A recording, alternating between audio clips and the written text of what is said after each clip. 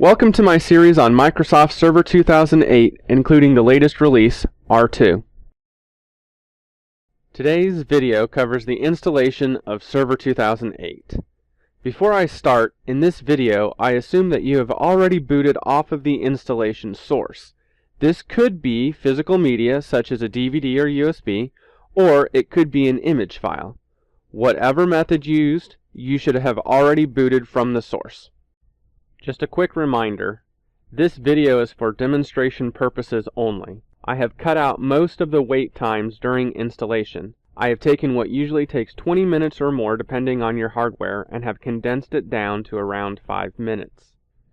If you've successfully booted off the installation source, you should see the Windows pre-boot environment, also known as WinPE. Once all the necessary files for the pre-boot environment have been copied to your machine, you will be able to continue the installation.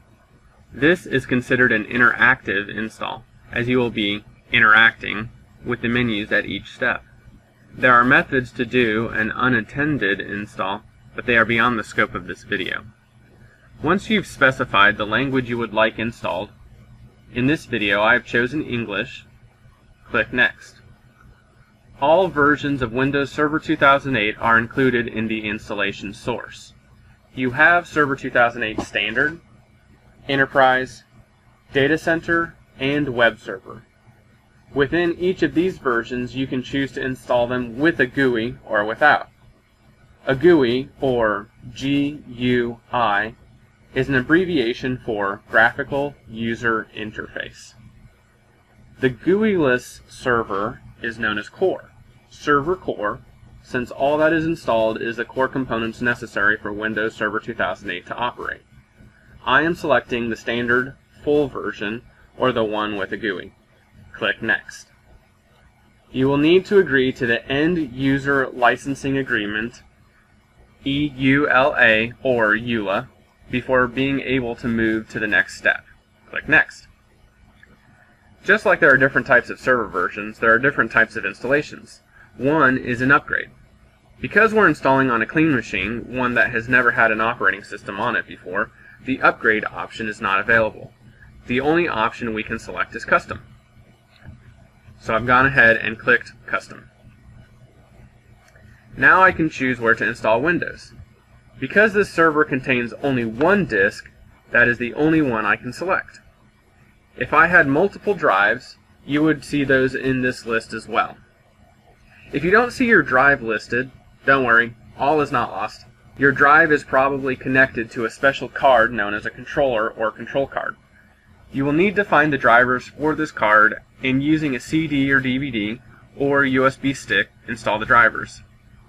So once you've inserted the media, you should be able to select it by clicking the Load Driver option. It's located just underneath the drives list on the left side. You can then browse to the media location, select the driver, and install it. Then, you should see your drive in the list as an option to install Windows to. Now once you've chosen a language, agreed to Microsoft's terms, selected a disk for installation, the PE will now copy the operating system files to your hard drive, expand, and install all features and updates on the installation source. Once that's been completed, it will reboot the computer and finalize the install.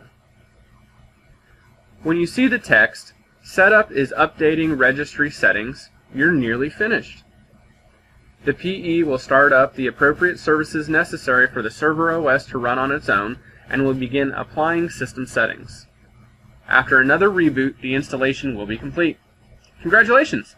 You've installed your very own Windows Server 2008 operating system. Just a few more items to mention though. While the server OS is installed, there is a step you must complete the first time you log in. This is the only time you'll have to do this. You're required to immediately change the password on the administrator account. This is for security, since the administrator account at this point doesn't have a password and would leave your system completely vulnerable. So click OK and enter the password you'd like to use. Type it in twice to confirm the spelling, character placement, etc., etc. Notice when I did it, I got an error about my password complexity. In a nutshell, here are the requirements for a complex password. The password cannot contain the username or parts of it that exceed 2 consecutive characters. They must be 6 characters in length and must contain 3 out of 4 of the following categories: uppercase or capital characters, lowercase characters, numbers, and non-alphabetical characters. @ exclamation mark. Sounds complex, right? For an example, a password of capital S 3 RV pound R would be okay. Go ahead and write that out. Capital S 3 R V pound R. Looks almost like the word server, doesn't it? That'll help you remember your passwords. Remember, keep them complex. Okay, enough about that.